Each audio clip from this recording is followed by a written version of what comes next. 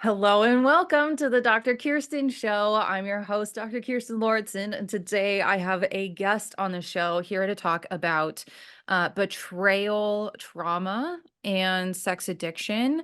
Kylene, welcome to the show. Hi, it's so nice to see you. Thank you for having me on. Yes, I'm really, really excited about today's episode. It's something that I have never covered on this podcast or anything that I do. So it'll be great.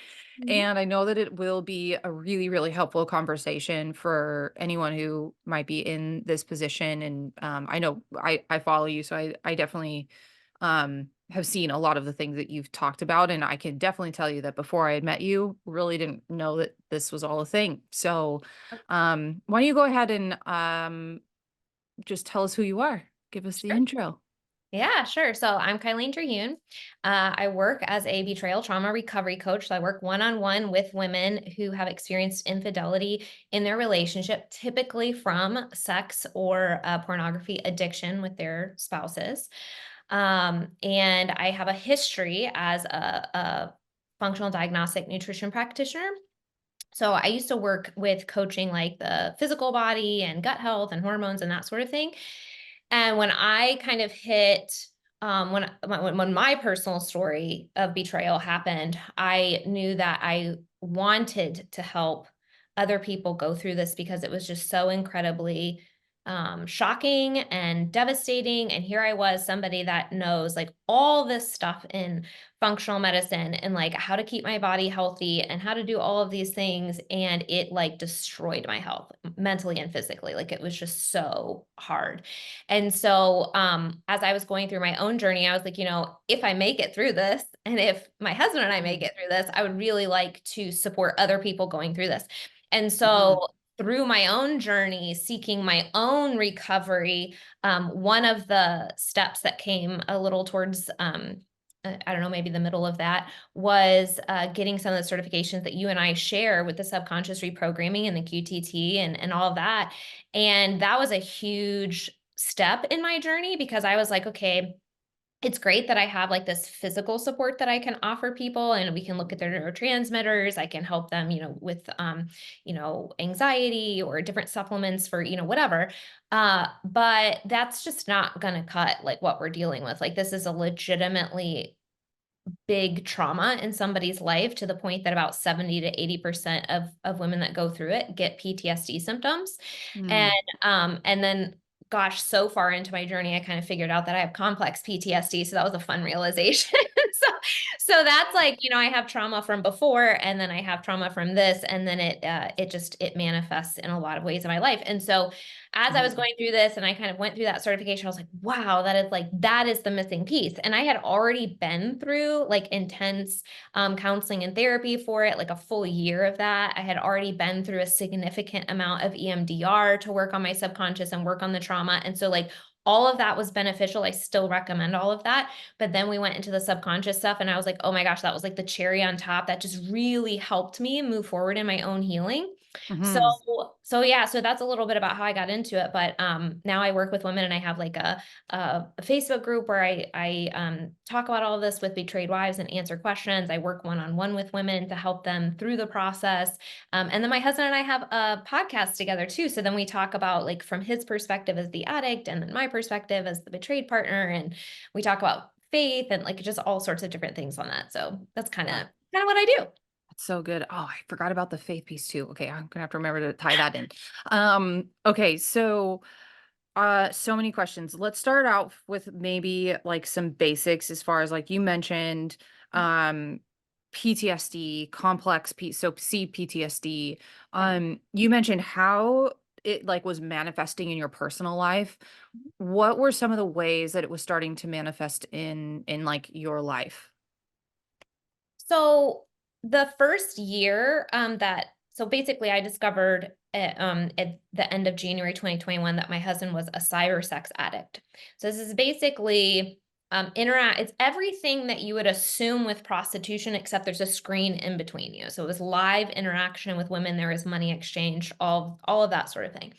And I thought we had this amazing relationship. And so going from Prince Charming that I totally trusted to what the heck is happening, what's happening in my reality. And then understanding that this had actually been going on, like it started before we even got together. And so that was just, it was literally earth-shattering, mind-blowing, shocking, devastating, all of the words that you can think of. Mhm. Um, so through that first year of kind of figuring out what the heck was happening and is he going to get in recovery and what did our marriage mean anything? Like, is he the person that I thought he was? I had a lot of, I mean, just a massive hit on my physical health. I had extreme anxiety levels. I went through a lot of depression. Um, that was just there were days that I just did not want to get out of bed. I really was anxious and depressed. Mhm. And that was very much a year of survival. So PTSD can Mhm. manifest in people in a lot of different ways, right? It can impact sleep. It can be anxiety. It can be hypervigilance. It can be all of these different things. Some women will have like nightmares. Thankfully, I never really had issues with that really. Um, the difference really between PTSD is that usually that's like an acute situation. So it could be some women in these types of situations, this is like the one thing and it's shocking and they get some PTSD symptoms from it if it's like extreme to them. And trauma is very much based on like how we perceive the situation. So it's going to be a little bit different for everyone. Yep. But complex PTSD is like when there is a it's like a longer term exposure to trauma. So for example, for me, I had a situation in childhood where I was kind of like hyper vigilant and had experienced some things when I was younger. And so then I had a divorce when I was like 20, 21. I went through cancer in 2019. So I had these things like kind of layered up before this happened in my life. And so complex PTSD is sort of this multi-layered long-term thing. And a lot of times that manifests in this general sense of like I'm not safe or I can't relax. Yeah. And so that's really like I remember reading like the night that I kind of looked at the difference because I can't remember the exact experience that I had, but I kind of mentioned I told my husband what had happened and he was like, that sounds like a PTSD episode, like someone that he knows Mm. had or experienced this stuff. And I was like, oh, that's interesting that he would sort Mhm. of name it that way. And so that night he was sleeping next to me and I'm like Googling PTSD versus CPTSD and all this kind of stuff. And Yep. I read some of the stuff about CP and I woke him up and I was crying because yeah, I was like, hey, you gotta feel the pain with me. But it was just so overwhelming to me Yeah, to yeah. read about CPTSD and then understand and have the narrative now to look back on how I had been feeling and why and Yeah, how intense it had been for me. And so that general like lack of safety so that's kind of like a real short explanation for it, but it can be a little bit different depending on, the individual and what they've totally. experienced. The thing that caught me by surprise, I think a little bit when I started really learning more about how these things manifest in the body and in life is that it's not just like in mental, like I think we always think it's like depression, anxiety, or like things that go on in like our mental space and like emotions, but that it can also show up in like conditions in the physical body or things happening in our life that seem like they are completely unrelated, but they are related because our brain is like it's like creating them in a sense, which is a whole other perspective that I didn't really realize that, like so much of what we create in our life has a lot to do with what's going on in our subconscious. And then also like these events that we go through, it just shifts and changes what we know and believe, really. Oh, absolutely. So that first year I went to the emergency room twice because of painful periods. So Okay. I have had a history of difficulty balancing my hormones and things like that. And this Mhm. level of stress just that first year was just so intense and they were very, very, very painful. And it's so fascinating to me Yeah, through this process. And I'm utilizing physical support. And so I don't want to like diminish the support that has brought in as well. But just as I feel safer and safer and safer, like how much better my hormones or my period will be like, and things like that as I've progressed through recovery. But absolutely, that's a great example of that. And then working with women, I see that stuff all the time. Sometimes women will have heart conditions. Imagine that, when you have a broken heart, or Right. different types of pain throughout their body, or headaches, or insomnia, or like so much physical manifestation of what's actually happening on a psychological and emotional level. Right. And we've and I don't know if I've no, I do know. I've definitely touched on this on a previous episode, but like we talk a lot in like the functional world about intestinal permeability and leaky gut and how that can on a physical level be a sign that things are leaking into the body from the outside world, but it's also another manifestation of when we don't have very good boundaries or we need in our lives or like we need to set up certain things because we're like literally our boundaries between the inside and outside world are not they're not functioning the way that they should be. And so I think these are things that people miss a lot when we're like only focused on like, okay, I need to be taking like L-glutamine and like probiotics and all this stuff to like heal the physical intestinal lining and like boundary, but we don't make the connection to like what's going on as far as like our brain and our mindset and like what's going on up here and how we're creating boundaries in our life too.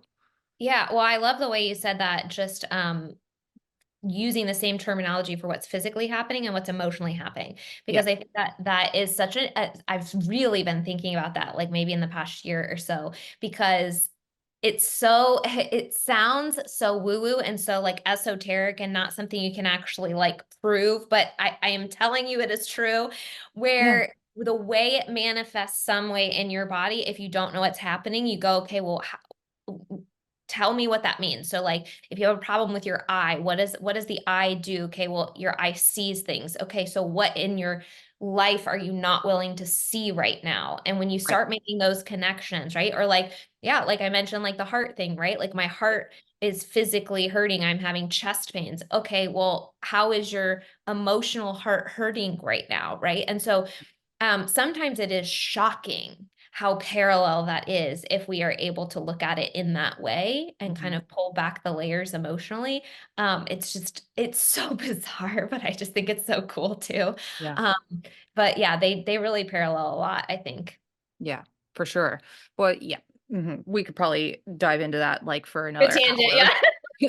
but Yeah. we'll keep headed this way. The next question actually that I had was that, and I do get this a lot, is like so when we start talking about subconscious reprogramming in the brain and like what's going on in the subconscious mind, I get a lot of questions of like, okay, but what's the difference between that and like therapy and EMDR? And I feel like you are such a great person to talk to that and speak to that because you have experienced so many of the different like modalities. Um, from your perspective, what did like really diving into the subconscious piece give you that was different than what you were getting from like the therapy piece and the EMDR piece and all of those other resources? That's a good question. So I typically will lump things like EMDR, brain spotting, and subconscious reprogramming into the same basket in terms of them working on the subconscious level, helping your brain connect some dots, and helping them process difficult emotions or memories because they're all stuck on that subconscious level. So there are different modalities, I think, that do similar things, but they're different enough, right? And so Yeah. I found a lot of benefit from EMDR, but what I will say is that I think what one of the things I like about the techniques that you and I use is, so with EMDR, you start with like the negative emotion. You start like feeling the feeling or with the negative memory. With the subconscious work that we do, we often will start with a little bit more of a broad idea. So for example, if a client is coming to me super triggered about something, we're trying to figure out like what are the beliefs underneath that or the emotion that is sort of attached to that. And so we start with that emotion and then we ask your brain to take us back when it was originally created. So what's interesting about this is it kind of like I feel in some ways like it's a little more of a direct process. So like EMDR will start like where you are now. And as you're doing it, at least my experience, and I think what a lot of people's experience is it sort of takes you back in time step by step to connect all the dots where like you had that feeling or had that emotion. And so it definitely like, helps you like make sense of it. You're like, oh, I felt this with my dad like 10 years ago, or I felt this with, Mhm. my mom 15 years ago. And then when I was 5, the first time I felt, so it takes you back to make these connections. Sometimes, though, there's not necessarily, you're like, that's interesting, and that helps me bring awareness and understanding to it, but it doesn't necessarily solve the problem. It might help you organize your thoughts more, calm the trigger a little bit, but sometimes there's not complete resolution. So with the techniques that we do, one of my favorite things that is different about it is the positive learnings. And Yeah. so while you are actually processing and connecting and making those making that bringing that understanding and awareness to what you're feeling and why, you're also um, simultaneously replacing it and releasing, diminishing the negative charge associated with it, while also calming your nervous system by associating positive learnings with it. So for example, it's much easier for us to be gentle to our 3-year-old self who was crying because our mom went to the grocery store, and that's our abandonment wound and where that was created. And we go, well, no, of course your mom loves you and you are lovable and, all this kind of stuff. It's much easier for us to pull those positive learnings when we're looking at that 3-year-old than it is when I go and look at myself as an adult. Right. And so one of the cool things about the techniques that you and I do is a lot of times it takes us to that initial event. That's usually when we're very, very young, and we pull those positive learnings. And that positive learnings is very different, I think, than a lot of the other modalities in there. And it's a way that it sort of it begins to create that new pattern in the brain that we want and replace the old one. Yep. Yep. I just recorded last the last one that when we're recording this, but it's on brain plasticity and how we can literally change and rewire the brain. And like a couple decades ago, we didn't think that the brain like really created new cells past a certain point, but what we've realized now is that you actually can not only create new cells in the brain, but you can also rewire how all of these pathways are connected.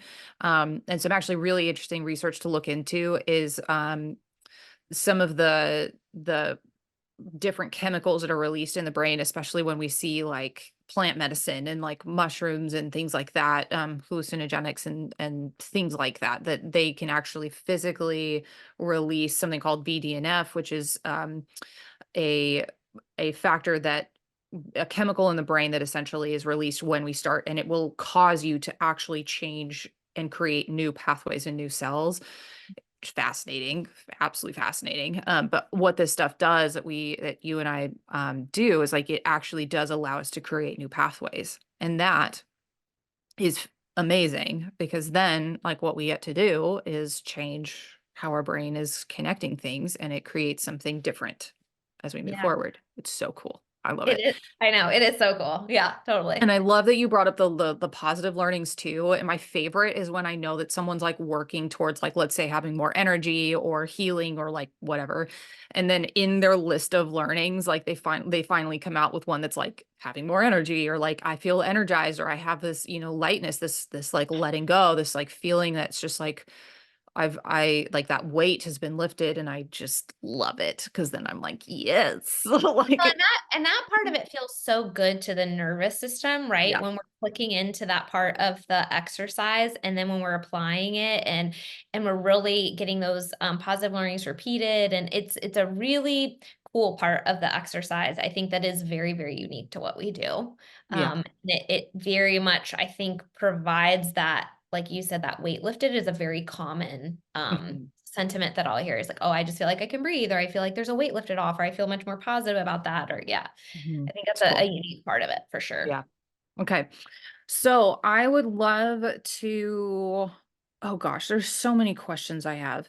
Um, let's go actually into like the meat of it as far as betrayal trauma and sex addiction, things like that. So you kind of mentioned your own journey.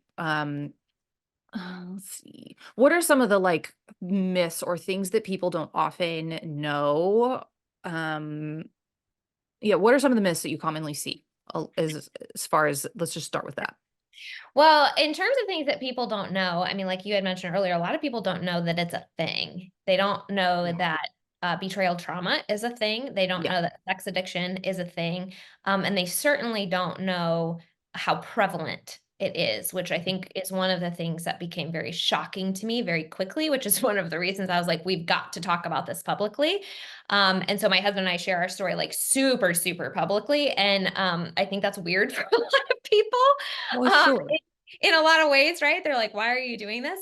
It's because this is happening in so many families across the country and across the world. And it's that topic that nobody wants to talk about. So, like, for example, I mentioned faith really briefly earlier, right? So, when you're looking at percentages in the church, Yeah. if you average all of the if you go like men in the church and pastors and you sort of do a general average of like how frequently this is happening with men in the church, it's about 50%. So if Mm. you have 50% of men in the church that are actively engaged in or addicted to some version of pornography or sex addiction behaviors, then you probably have close to that percentage of women that are secretly dealing with this in their lives because nobody's talking about it. And when they do go to the church is not equipped to talk about this. And so they say things that are either neutral or could potentially be more harmful and, allowing for more pain in the relationship and the trauma that the spouse already has. So we felt fairly quickly. We were very lucky to get connected to really excellent resources very, very fast. Like my husband was in excellent therapy within the first week or two, and he was within a really excellent support group within the first week or two as well. So he got Mm. connected very fast. It took me a little bit more time to say, okay, I'm willing to also get some support for myself because at first I was kind of like, you know, F you, this is your problem. And Sure. Sure. why should I have to go through this? I already have to deal with like whatever's happening. But I quickly realized like this was something that I was going to need support with too. So I think when you're Yeah. talking about myths I mean, there's so many. There's myths around what does that mean, right? When I started learning about sex addiction, I was so shocked. Like I'm like the quote unquote good girl, right? Like I was never exposed to anything in that world whatsoever. And Mm. so, like when I started asking the 10 million questions about what he was engaged in and what the behaviors were, I was like, I was absolutely floored to find out that cyber sex existed, because we have like a certain idea of like what pornography is. And you're like, oh, well, maybe it's sort of like it's still pictures that are airbrushed in a magazine, right? You're like, okay, maybe it's not quite so vulgar, right? Or whatever. You have like a certain idea of like what you think it is. Or you're like, oh, maybe it's some videos or whatever. And all of that is true and it can be possible, but the amount of pornography that is out there, the extreme forms of content that is out there, and the spectrum that is out there is just absolutely shocking. And then to find out that you can engage and pay for real people, real time, real, all this kind of stuff. I just like had no idea what was happening. So I Mm. think depending on who you are and the way you live and everything, there's so much that we can even like stories that we have in our head that like we are either naive, which I very much was, happily so, and unfortunately I'm not anymore. Or Mm. sometimes people will know a little bit and not want to know more. And so they live in a place of denial where this is happening, in their life regularly, and they don't pull back that curtain. And that is very unfortunate to me. I think when that happens, I understand why it happens because when you pull back the curtain, it really hurts a Yeah. lot. Yeah. I think when that happens, when people choose not to pull it back, they're also releasing consent to be in a consensual relationship. And so Mm. I like don't believe that that is healthy. Um, so man, there's a lot of myths around it, but Yeah. start there. No, yeah, I mean, those are really good. And those are definitely like some of the things that we talked about a lot, like when I first met you, like you were kind of in the throes of a lot of it. Like you were in it. Yeah. And so, Yep. yeah, you were, it was, really interesting to me, like, getting to hear, like, from your perspective. I remember too, you were just starting to kinda, like, open up about Oh, what yeah. had happened, and it is really interesting. So 50%, much higher percentages than you would think. Much Oh, higher oh, percentages. particularly in a community that is supposed to view this as infidelity in the relationship, Mhm. right? To have that happening that frequently, Right. is like a problem, to Yeah. say the least. Yeah. I mean, it's Yeah. just very surprising, and I think people just don't, I mean, they just assume, like I never was engaged in any of that, and so you sort of live in your paradigm, Right. right? Um, but that's not everyone's experience. Right. So let's say somebody is listening to this and they are maybe realizing like there's something happening, and they're maybe not really wanting to like look behind that curtain, but they're kind of thinking like maybe I need to have a conversation around this. What would you say would be on the like most helpful like first couple steps for someone that's like, hmm, maybe something's happening here? Yeah, this is really hard because it's very, very, very uncomfortable. You have to be Sure. ready to find the secret closet Mm, if you start opening that door. And I think, again, like I said, I think that's why a lot of people don't even want to do it.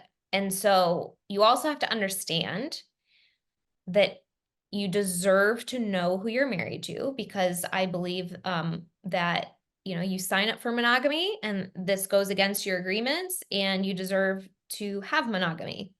And so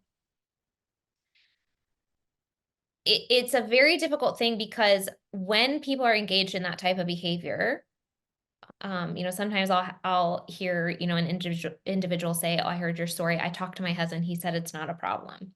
sure. Yep. My Mhm. husband said that. Right. All of the dozens, hundreds, maybe even conversations that we had over the decade we were together before I found this out. So Mhm. it's not that I wasn't having the conversations. So someone that is engaged in that behavior is not going to be forthcoming. Very, very, very rarely are they going to come from a confession. Most of, and that's Sure. great and very positive if they do, but most of the time they have to be discovered on some level in order for it to all come out, because there's a lot of shame wrapped up in it. They Mhm. think if you're going to leave them like 100%, like, and their life will be over and all of these bad things will happen, and their friends will hate them and all this kind of stuff. There's a lot of shame wrapped up into it most of the time, right? If you're dealing with somebody, Addiction, right. yeah, You're saying things to just addiction in somewhat in general. yeah, if you're dealing with somebody that hates the behavior, wants to get better, knows it's wrong, wants to recover, then that's kind of what you're going to go up against, is a lot of shame and a lot of denial, probably. Mm, Um, so I would say, like, let's say you have somebody that, oh, my husband has told me, occasionally he's confessed that we've had a conversation, and I know that it's been a part of our marriage. I've just never really pulled that thread. My statement to that would be, what are you comfortable having in your marriage 5 years from now and 10 years from now? Because whatever you think it's probably more than that. mm, Almost every single time, it's going to be more than what they've told you, either in frequency or duration that they've had a problem, or how much they're acting out, or what they're looking at, or whatever. And that's a painful thing to tell people. You don't want people to 15 years into a relationship discover that their spouse is being unfaithful and has been for their whole marriage. It's a horrible thing to go through. But at the same time, I don't want to lie to people and have them go another 20 years and then find out. And it's like, deep, deep, deep into the relationship and decades of this addiction going on. So I think anytime you learn this information, if it were me, I would want to know, right? And so some questions to sort of think through, and I'm not going to tell anybody what to do because it's their relationship and everybody's sure, different and sure. everything. But some questions to think of if this topic is sort of sparking that question in your mind is, do I have access to the bank accounts? Mm, Great. I had access. I wasn't looking. Are you looking at the bank accounts? Had I literally just looked at the bank accounts, I would have found everything out years prior, but I just totally had no reason to mistrust my husband, and I wasn't interested in being the person dealing with the finances, and, like, I just didn't deal with it. So I didn't look, so I didn't know. Do you have access freely without, like, it being weird, to his phone, to emails, to all of these different things, right? Like, do both of you have free access to each other's stuff?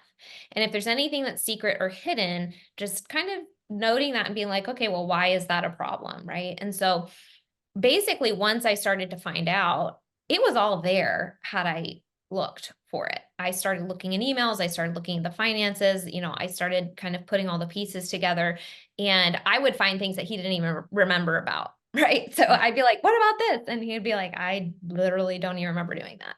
Mm, Um, so hmm, most of the time, if you look for it, like browser history, apps that were purchased, if they're spending money, obviously it'll be in the bank account, that sort of thing, unless they're like super, like sometimes they'll have like a secret iPad or a secret phone or something like that. So if you're like totally convinced that this is going on, then I would pull that thread a little bit and kind of see what comes from it. Because usually the information is there. You can do things like run credit reports to see if there's like stuff like that, like an extra credit card that you don't know about.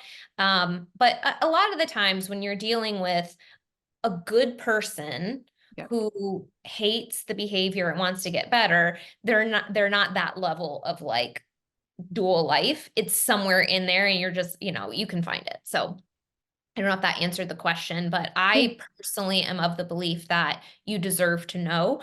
Not that it's not going to be really, really hard, but they also deserve to be exposed because that is really, my husband and I were talking about this on the podcast this week. They will be exposed either by their spouse or by God at some point in their life. Um, Mm, and that is really a gift that is given to them to get into recovery. sure. And so, I mean, I firmly believe that they deserve to live in recovery and you deserve to live in truth in your marriage, Yeah, absolutely. Well, in life, I in feel like, life. right? Yeah. Like marriage, I feel like there's these things that we like almost like microcosms of like bigger things, and like marriage is just kind of like one of those, or like having kids is kind of another where you just kind of learn these bigger things about life, but like being able to live in honesty and in truth is just one of those things inside marriage, but it's a larger thing than that.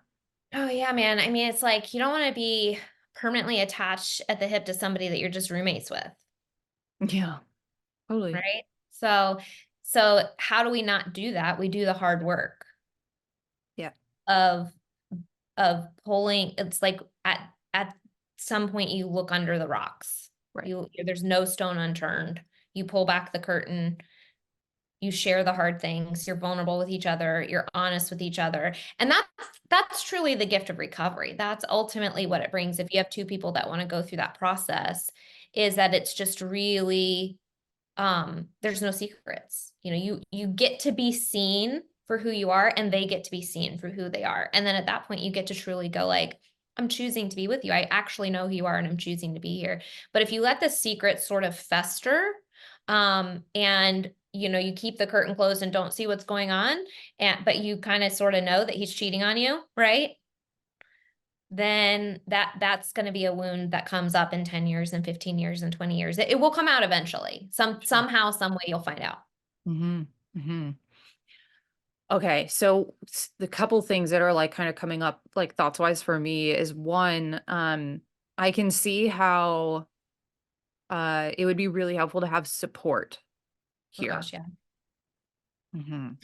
Um, Yeah, just a and little. that's right. I mean, that's like a big question, but like I think sometimes when I consider like I'm completely different like conversation, but like when I think about issues that I've had in my life with either with like my health, or like when I realized like I had a lot of just burnout and overwhelm and like anxiety and like just things that were just really not working in my life. The thing that was really hard for me was like knowing what resources to plug into to help me with the thing. And like honestly, As you mentioned, as it always is like it's like on our own journey of like figuring out how to heal what's going on for us is usually when we then find the resources. And then depending on if you are like us, if you end up creating those, you create something for other people based off of what we find and what we experience. But what are some of the just different areas and ways that people can like look for some support as far as like different you mentioned like you guys were able to kind of plug into communities and things like pretty much right off the bat. Like what what are some of the things that resources that people have? So I was really surprised going through the process how parallel the process of recovery look is for both the addict and the betrayed partner. So the big bullet points are that they're both individually working with coaches, practitioners, or therapists that specialize in this area. So Okay. addiction for the addict and betrayal trauma and trauma for the spouse. Yeah. They're both in some sort of support group, again, personalize the experience of sex addiction and trauma. And then underneath all of that is this whole processing of the woundings, right? So for the addict, it's what are the beliefs and the wounds and the traumas that made uh, it a possibility for me to choose this path and to engage in this behavior. Because if I address the wound, if I address the belief, then guess what? This behavior isn't necessary anymore and it holds no power over me. So I talk a lot publicly about the difference between the disease model, which is very prevalent, which is like, addiction is a disease. You're going to have it the rest of your life. You'll always struggle with it. There's nothing you can do about it except stay sober, Mm, right? And I don't mhm, believe that. I wholeheartedly believe that genetics and physiology can play a role in your predisposition to go down that route.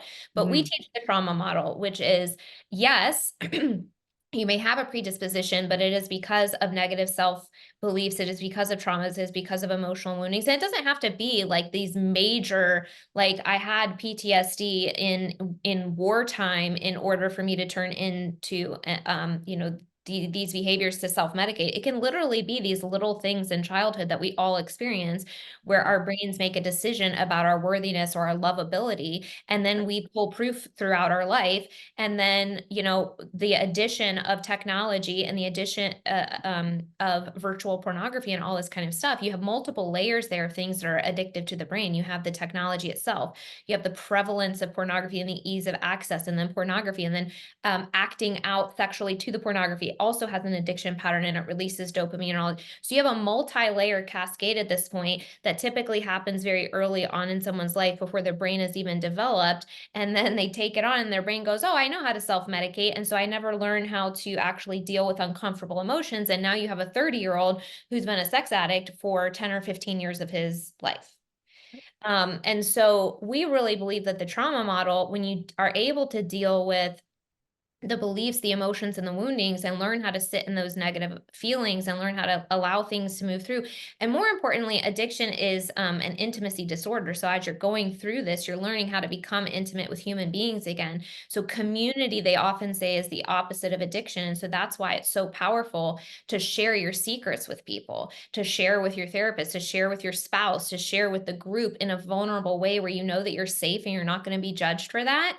Because then Mm, you go, oh, people actually accept me for who I am and they love me. And then in therapy, you're dealing with the trauma and you're learning how to feel anxiety in an okay way. And you're learning how to deal with stress and overwhelm. And then guess what? You don't need the addiction anymore because community and intimacy is better than that addiction ever was. Because the mm, addiction fulfills a need that you have in an unhealthy way. But community and intimacy fulfills that same need in the way we were designed to get it met. yeah. And so that really solves that problem when you take it from that perspective. And the same happens with the betrayed spouse. So if it's you go to therapy, you get connected to women who understand what you're going through in some form of group, locally or online or whatever, you get validated for your experience, people that understand that this is a long-term trauma for you. And then you start dealing with the woundings and the beliefs. And that's where a lot of the subconscious work really has, helped me. And the EMDR helped with some triggers, and therapy really helped validate my experience and let me know that this was a trauma. And then the subconscious work just kind of took it to that next level. And so the bullet points are the same, but obviously the journeys are a little bit different. Yeah. Well, I mean, there were so many things there like that I would love to just kind of like highlight, because I do think that that's one of the misconceptions as far as trauma goes, is that it, like, because I was going to ask you, I don't, you even mentioned, you were like, well, I don't think it's a problem with me. Like, I'm not the problem here, but not recognizing that also, like, the you can have trauma from all sorts of different experiences that happen in life. It doesn't have to be, as you mentioned, like going to war or whatever, or like abuse or something that we hear about a lot. Like it can definitely be from it, how the brain perceives things is really where it's at. So, um, and then also too, one thing you mentioned as well is like I wanted to also touch on this too, as far as like getting to the really deep root. Like I know in the functional world we talk a lot about getting to the root cause, getting to the root of like, so you end up doing all sorts of things to try and like find out where's the cause of a lot of this. But like that is, I feel like with the subconscious reprogramming piece that we picked up, is like another layer of getting even further and deeper into the root cause of a lot of the things that happen in our life and in our physical body and in our mental body and all of that. Um, just as you mentioned, like when you really get to where those things come from, then you can put in the things that are the antithesis to it, right? Like the opposite that then actually end up healing where that came from. And that's a possibility. There is potential there, which I think I didn't know. I did not know that that was a thing. Well, and I think absolutely. And I think what's interesting as I work, obviously, as I've gone through my own process, but then as I work with betrayed spouses, what we'll end up seeing is some triggers or beliefs that are very sticky. Like they're the ones that stick around and are really hard and long term, like, oh my gosh, like, how can I stay in this relationship? This belief or this fear or this insecurity that it has brought up to the surface is just really not going away for me. Let's say, even if my spouse is checking all the boxes, even if they're doing all the things, even if I see that they're transforming, right? And that becomes very difficult. A lot of times, what those are these long-term beliefs that we've actually carried with us for a really long time. And now Mm, betrayal is like the final proof that this is real for you. You're not lovable enough. You're just not enough in general. You're not attractive enough. And that probably started when we were like 8 on the playground and someone made fun of your super cute dress, right? Or for being your giggly self and you're a little too loud for them and they were like, ha ha ha, right? And so like that all comes up. And so no, you don't have to have, different experiences like I mentioned earlier that I have that ends up being CPTSD. You can have these other experiences that just create beliefs in your body, like deep in your soul, about how you view yourself. Who do you believe yourself to truly be? How do you view your value or lack thereof? mhm. How do you view your worthiness or lack thereof? Because betrayal will shine a flashlight on every single one of those negative beliefs that you have, every single one. And that is why it is so hard. And Mhm. so I totally get why people don't want to look at those. They hurt, they suck. It is not a comfortable process. Yeah. But the benefit to moving through them is so much greater because every time you get triggered, it's just a reflection of an unhealed wound. So if you can identify what the wound is and heal it, you don't have Change to carry things. it with you for like 20 more years. Yep. That's like a win. Yeah. Yes. Yes. And it bears saying again though too that like I also understand that like the brain will oftentimes want to just stay in the comfortable because Yes. it knows it. Yep. And even if it's not what you ultimately want, it like the brain will oftentimes want to just opt for the thing that you know. Yes. So I love the phrase, our brains will choose a familiar hell over an unfamiliar heaven Yep. all the time. Yep. And I think that's a really good point to bring up because what I don't want betrayed spouses to hear when they hear me sort of empowering them through this process and saying, no stone unturned and all this kind of stuff. I want that to inspire them to get through the transformation process and to keep going until that happens. However, what I don't want them to think is when they're in the first 3 to 6 months of this, that this is something that happens overnight and that they need to be Yeah. doing all these trauma work day one. Like that is not what I'm saying at all.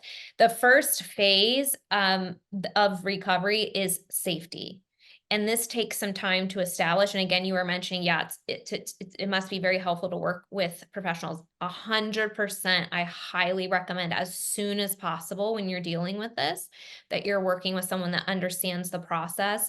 Because right away, it's like cocoon mode. It is, how do I set boundaries? How do I create safety? How do I sit back and see if my spouse is going to actually get into recovery? This is not the phase for doing all this internal self-reflection. This is protection mode.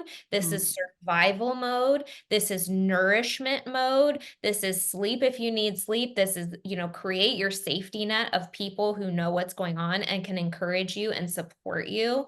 And this mm, is like figuring out what's happening in my life. So the type of work that I'm talking about, I find it very, very valuable to get to the point of like, essentially moving through life in a healthy way again, and being able to be like happy and healthy and release all this pain. But that is not something that happens like in the first phase of recovery. So I think that's a good point. I'm glad you brought yeah. that idea. Well, I'm really glad that you brought that up. I was like, oh, there we go. Sometimes I don't always know even what questions to ask, but that is really important to know that there are phases as far Yeah. as like where to start. And that brings up another really good point, which I think I'm just seeing so much more than I was before. And maybe this is just another layer of learning that I'm like experiencing right now, but it's just that like sometimes a lot of these things take way more time than you think they're going to take. And as much as I want to like help people get better and as soon as possible, and like, wouldn't it be nice if it was like 3 to 6 months? Oftentimes that's just the tip of the iceberg. And that might be enough for someone to kind of get their feet underneath them. But then now that's when more work really begins. And that's at least been something on my journey, and I know you have the same like similar coaches as I do, is like I didn't realize like how much there was, I guess, and like Oh, how yeah. long this journey really has been of healing. And I'm like fully recognizing that there's so much more to do. And I'm talking about something in a completely different category, but it's kind of the same thing of like that oftentimes it takes a lot longer than you think. And maybe that's a gift of not knowing how long it actually might take. You know what I mean? Like Yeah. if Yeah. we knew it was going to be 10 years, would we really want to join it? Like would we really Oh want to man. start that?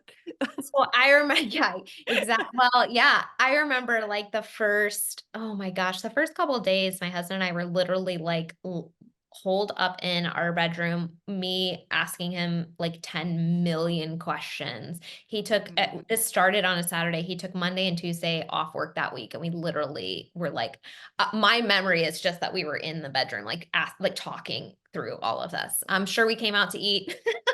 So, sometimes to check on Keegan, make sure everything was okay. But we were basically, that was like the first 3 days. And when I learned that recovery for him was like a 2 to 5 year process, Mm.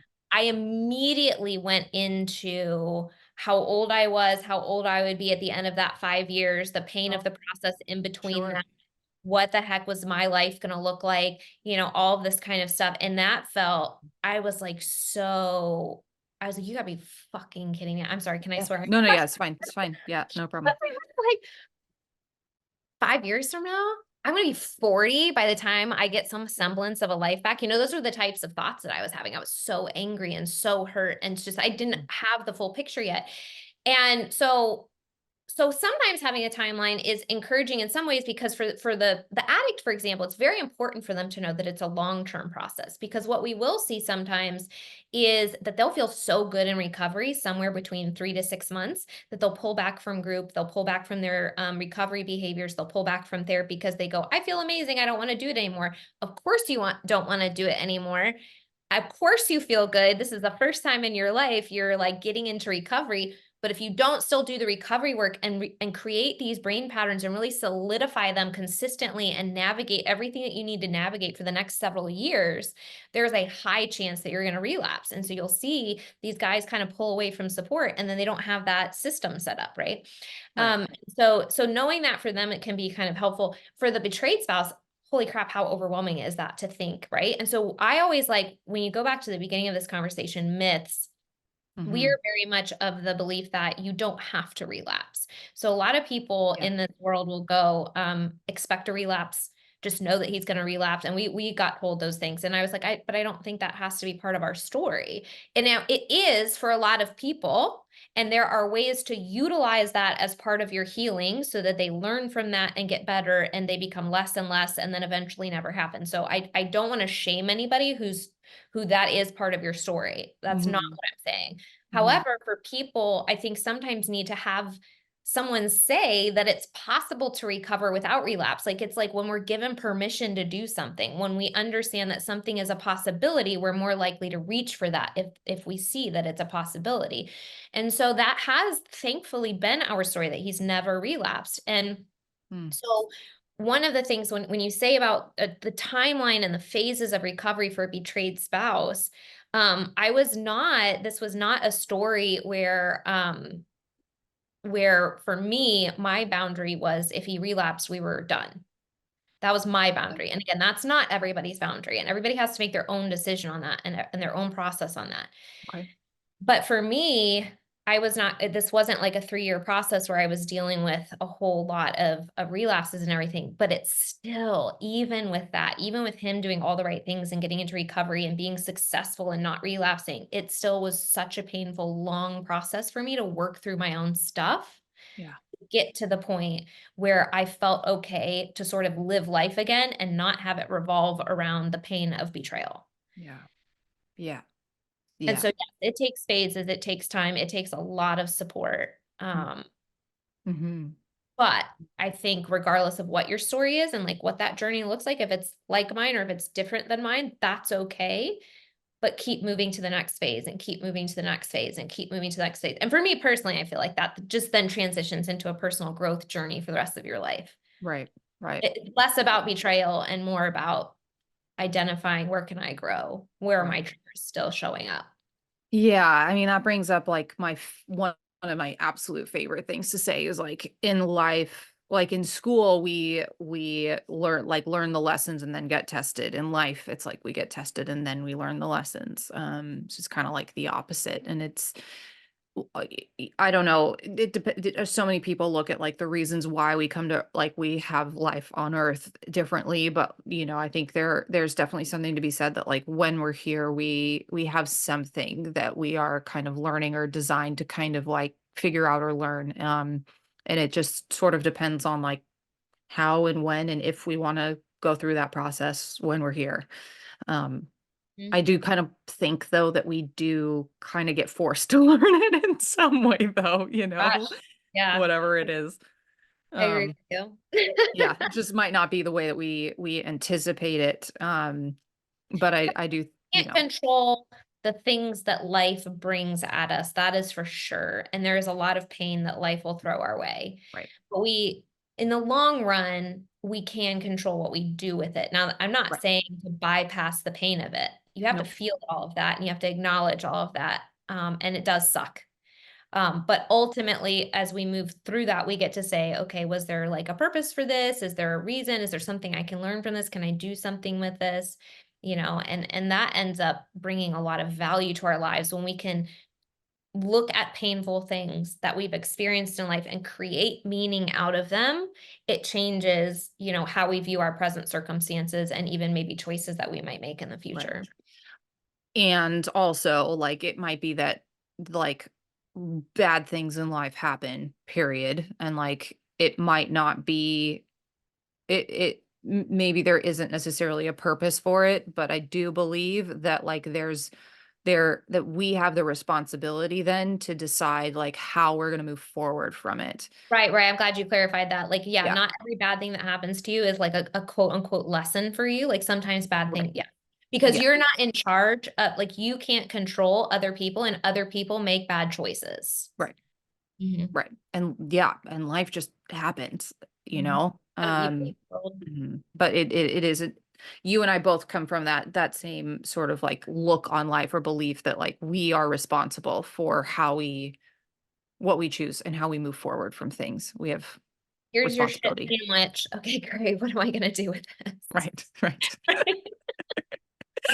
Oh, We great. laugh, Like, but that's because we know. I do not have to be thankful for it. That is for No. sure.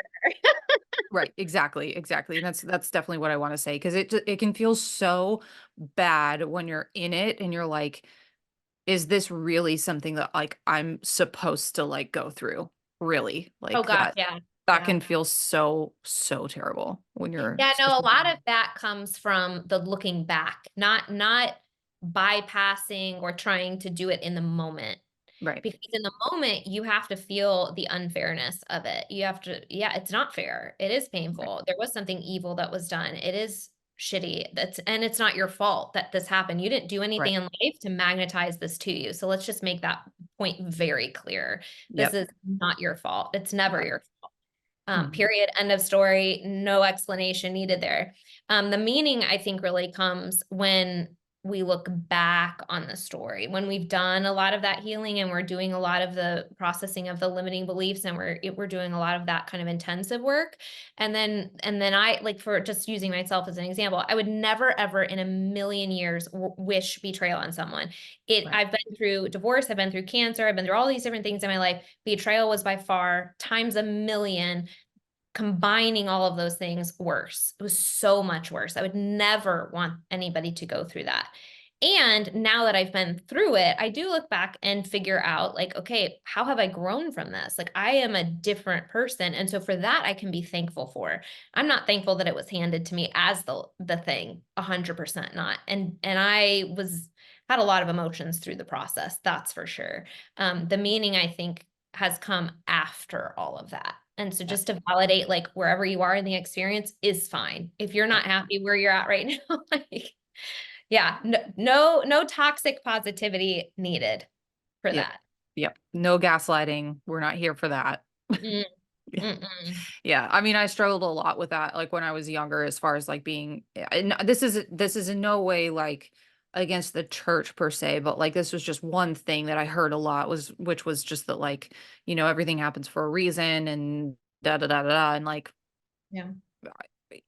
maybe maybe at the time it helped me a little bit in, like, okay, maybe there's a reason and a purpose, and, like, I will eventually know what that is, but also, like, that I look back now at that too and kind of think that that also really hurt, Yeah. Mhm. because oh, wow, that's actually really interesting, but, like, I like, looking back, like, I see how that was not. I wondered why, well, then why was that happening to me? Like, why was this the thing that I had to go through? Mhm. And yeah, like that just, like that doesn't always feel very good when you're like, okay, but why does this have why is this what it has to be, Mm. Because that sucks. Yeah, well, I think that, yeah, you're right. And I think that's the difficulty with those responses, is that it's an unintentional victim blaming mentality. Mhm. Well, what did you do in your life to attract that, right? And I think that's not what we're trying to communicate here at all. Right. Um, 100%, because yeah, bad things happen and it's not fair and it's not your fault. Mhm. And there's Mhm. not a there's not a quote unquote purpose for it. Yeah. Yep. Yep. Yeah. Although, gosh, that there's another side of that too. Like I just went through, and I haven't really talked about this yet, which I will more, but like I just went through a pretty bad like C-section experience. And while I know there's not necessarily like traumatic, I will say that. Like Mhm. very traumatic. Which is very unfortunate because I planned for all of the things to have that not be the case. Like Mhm. 100% tried to make sure that that was not the thing. And I kind of look back on it now and like while yes, it may not have had a purpose per se. I do also think though that like because that happened, it has now kind of given me some different ways of viewing what happens Yeah. that I didn't see in a lot of like even the patients that I was working with that would like come to me afterwards and or after years after birth and labor and all of those things and realizing that like their health completely changed or tanked after that point. Mm. And I didn't I not saying that I needed that in order to see it, but it did open my eyes, and now I kinda look back on that and I'm like, "Well, if I hadn't have ever experienced that, I don't know if I would be able to necessarily support people the same way now that I can because I've actually seen something quite different." Oh, 100%. And I think that's the idea of looking back and taking that new perspective and applying it as you move forward. Yeah. Would you have asked for that? No. Did you Absolutely not. No. Did you quote unquote deserve that to happen to No, you? Absolutely not. But it no. did happen. It was a horrible experience. And now you have found something good that you can use to empathize with other people from Mhm. that really horrible experience. And I think that's like this deep healing, deep self-reflection of like, okay, it doesn't have to only be this horrible thing. Right. I can also now take that and use it to connect to other humans in a different way. Mhm. Yep. So I think that's a great place to kind of end this conversation for now, at least. I was going to say that the thing that I could also that I didn't really touch on is like if you're entering into this, and I think I mean maybe we did kind of explore it, but like the fear of the outcome, right? Like we don't know what the outcome is going to be if you're going to stay or if you're going to leave or like who knows what that all is going to look like. But I do feel like the way that at least you have put your perspective on it is that there's a lot of hope. Um, I think. Yeah, I think that depends on a lot it depends a lot on the spouse that is engaging in the addictive behavior and their willingness to do the recovery work. So Mhm. when you have somebody that takes full responsibility and jumps into recovery, there's a lot of hope. There is a lot of hope. When you have two parties that are willing to do the work, there is a lot of hope. The further away that individual gets from taking responsibility and they blame you or they manipulate or they don't take Mm, responsibility or they like the behavior or whatever, the yeah, further away they get, the less hope there is for like true actual healing and intimacy in the end. right. Um, so yeah, yeah. I'm really glad I okay, perfect. Yep. Mhm. Okay, I feel a lot better now about that. That was like that last little chunker piece that I Yep. felt like really needed to be included Well, here. and for just to that point, for the betrayed spouse, it's like, don't put any pressure on yourself to make this decision, like you mentioned, to like stay or go soon. I mean, there's so much that has to happen in order for you to process the reality that you're now living and to give the spouse the time to even see like, okay, is he serious? Is he taking responsibility? Because there is a little bit of a period where just getting out of addict brain, like they're still lying, they're still denying, and they're still like kind of getting into sobriety. And so there's like a little bit of this period of like they're not fully into total truth yet, but then they can get there pretty quickly if they get the right tools and they really want to heal. So like in that first 6 months or even a year, it's a lot of like, okay, are they serious? Are they going to group? Are they doing the work? Do I see changes in the way they're thinking and the way they're communicating to me? Can I tell like that they want recovery? And so there really is with that, I think no right or wrong. It's not right to stay, it's not wrong to leave, and vice versa, right? And so I think that that is very, very, very much an individual choice. So my perspective is always like, what is healthiest for you and your relationship and you as an individual? Like, what is going to make you feel safe long term? And in what scenario are you going to be able to live a healthy life? Sure. Yeah.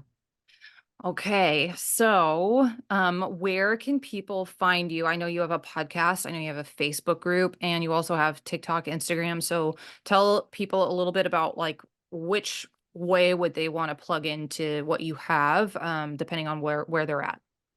Perfect. So to just generally get to know me and watch some of my videos, it's Kylene Terhune on both TikTok and Instagram. Although I think I actually definitely do more videos on TikTok. So if you really want to see like a lot of my content, my video content, go to TikTok, and it's just my name, Kylene Terhune. Okay. And then I have a Facebook group that is for female betrayed partners. So betrayed wives, basically. And that is the Recover You. And U is like the letter university. So Recover You. That's the Facebook group. And I do some extra stuff in there. Like I go live twice a month and I answer some questions and I teach classes on some topics that goes a little more in depth. And we have some connection in that group for betrayed spouses. And then my husband and I host a podcast also called Recover You, You Like University. And I love doing that with him because he gets to share the perspective from a recovered addict. So what does that healthy perspective of taking responsibility, of having empathy for the spouse, of doing the hard work, of processing through the pain that he had to process through to get to this place. What does that look like? And then we have conversations all around betrayal, trauma, addiction, faith, all of our experiences around that and questions that come up within the community and that sort of thing. And so we talk about all of that on the podcast. Love it. Love it. It's Okay. very Well, I fun. will make sure that all of those links are in